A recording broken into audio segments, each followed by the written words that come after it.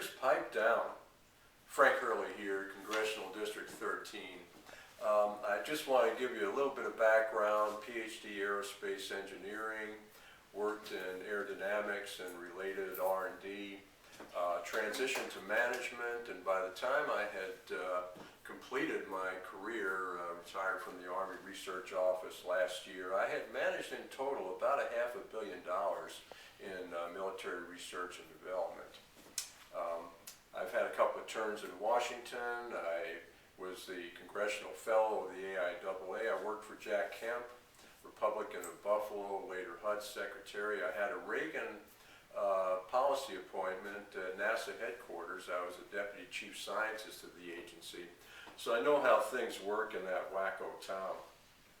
Been married to my first wife since 1976. We've raised two great daughters. I've been an NRA member for a long time. We've been Missouri Synod Lutherans for at least a quarter of a century, and I've been a right-wing Republican forever. And all of that is worth next to nothing unless I've got a specific legislative agenda that I hope to pound through in collaboration with other members of the new Republican Conservative Congress, which will be seated in January of 2011. I do have such an agenda. My leading issue is going to be illegal immigration.